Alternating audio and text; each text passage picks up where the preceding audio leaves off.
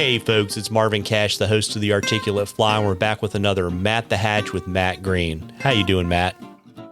Hey Marvin, how's it going? Hope you're doing okay. As always, just trying to stay out of trouble, and we are solidly in the dog days of summer, and I suspect that probably means there's not a whole lot going on the bug front right now. Marvin, what, at least in the southern mountains, in the southern U.S., what is out there currently is just really restricted to right at dusk,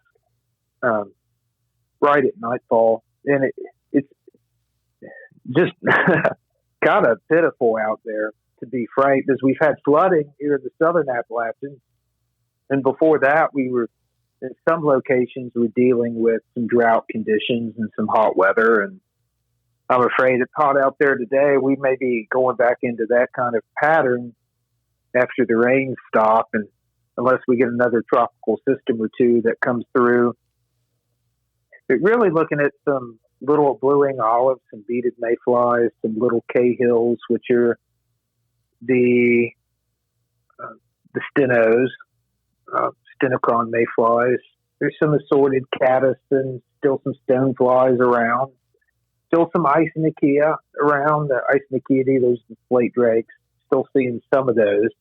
I was out this past weekend on the Upper Chattooga, of the old Iron Bridge, and it did okay, but the water's still a little high, and it's really hard to get some good drifts in there, unless you're fishing streamers. Then it's prime water for that.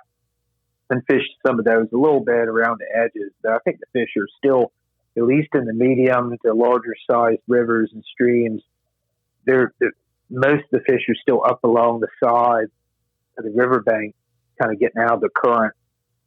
We just got high flow rates still from all that rain.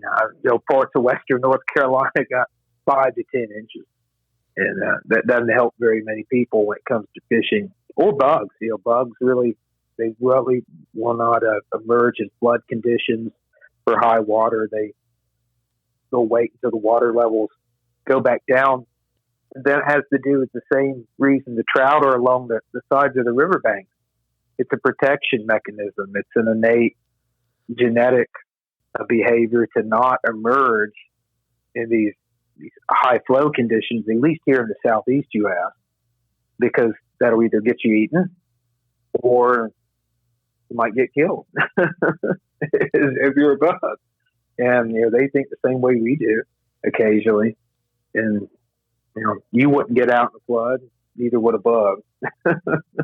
Yeah, and so you were talking about a little bit of light hatch activity really kind of at dusk, and I would imagine when you start talking about blue-winged olives and like small light cahills, we're talking about, 18s and 20s and maybe even smaller, right? Yeah, 22s. There's something I didn't mention called ceratella. These are ephemerellid mayfly that are like a pink olive. They have pink, orange bodies, gray, blue wings.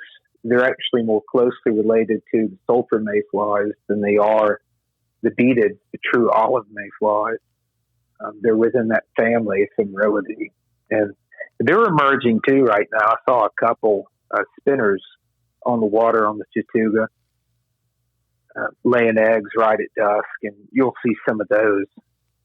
Those mayflies are really starting to get thick on the tailwaters, particularly the Watauga, here as we go through into August, September, and then early October. Then they'll fizzle out about middle of October and give way to the true olives, the beaded.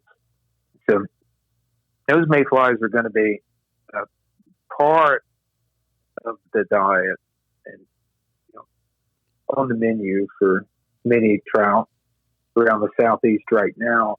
If you go up into the mid-Atlantic, most of those streams are done with the white flies, the polymatorciids, the furon white flies that many folks have heard stories about, both horror and the great and the good.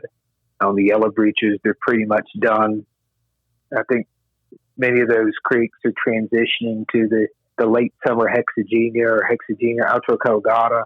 These are also referred to as great brown drakes. They're about a size 8, 6, something about like that. They're big, Morgan. They're about as big as the green drakes in May through the eastern U.S. And you'll particularly find these brown drakes in spring creeks. Mossy Creek has a decent population. Lots of the spring creeks throughout the Great Valley in Pennsylvania have a good population. And some of the freestone streams do too, but they're just not as thick, at least none that I know of. And so those are insects that are going to be on the diet here for trout in the Mid-Atlantic here for the next week or two. They might fizzle out. They only last for about 2-3 weeks.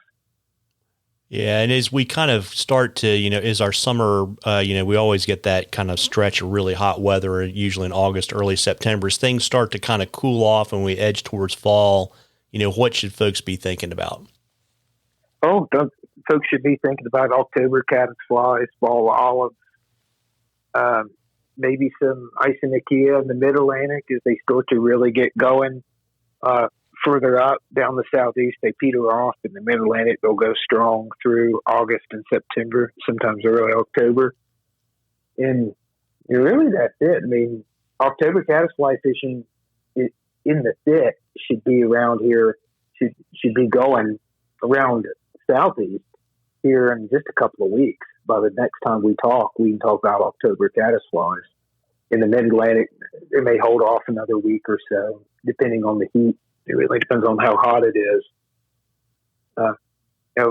Surprisingly, those October caddisflies, that genus Pycnopsyche will actually begin emerging as early as May or June in the highest elevations of the southern Appalachians. Continue to emerge at those elevations through July and August, and then in the lower elevations, they really start to get thick September and then into October, and then middle of October in many places they're done. Out in the coastal plain, they're still going strong. Fishing October caddisflies to crappie, bluegill, pickerel, anything that'll eat a bass too.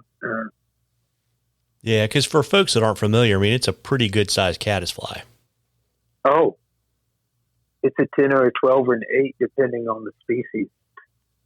And there are some that are as small as a 14, especially out in the coastal plain. We have this caddisfly named Pycnopsyche scabripennis, and there's a variation of it that used to be considered its own species, Pycnopsyche perplexa, that it's not a subspecies, but it's just been what we call synonymized. It's just been included in Pycnopsyche scabripennis at this point. And it's about half the size of the scabripennis in the mountain. And so they can vary in size. Utifera in the southeast and the Mid-Atlantic is about the biggest species of Pycnopsyche out there. And it's about a 10 or an 8. It's a huge caddisfly. Yeah, just a slight improvement over fishing number 22 Cahills, right? Oh, for sure. Yeah. Just got to wait for the water to get cooler. Yeah, exactly. And, folks, we love questions at the Articulate Fly. You can email them to us or shoot them to us on our Facebook or Instagram page. And Matt and I would love to answer, whatever's on your mind. And like we were saying, maybe next time we'll really take a deep dive into the October caddis. And, before I let you hop, Matt, do you have anything interesting either going on in the lab or in the field, or any fishing trips planned you want to share with folks? Oh, maybe a trip out in October to fish redfish on Hatteras, the annual retreat. But really just kind of taking it weekend by weekend over here, Marvin. If I get a break from taking imagery to illustrating or doing some kind of analysis, I'll get out for a little bit. But really, I'm just in the thick of it. I will say, folks, if you want to know more about the October caddisflies in your backyard, please, please, please respond to Marvin. Ask Marvin, hey, what are the October caddisflies going to be like in my backyard? And give your local stream or your region, and I'd be glad to tell you more about what you might find in your region. Be glad to do that. Yeah, that'd be really awesome. And, folks, if you're in Western North Carolina or Eastern Tennessee, we hope you're safe. And, it's could still actually be pretty dangerous to get out there and wade. But if it's safe for you to go out and fish, you owe it to yourself to get out there and catch a few. Tight lines, everybody. Tight lines, Matt. Tight lines, Morgan.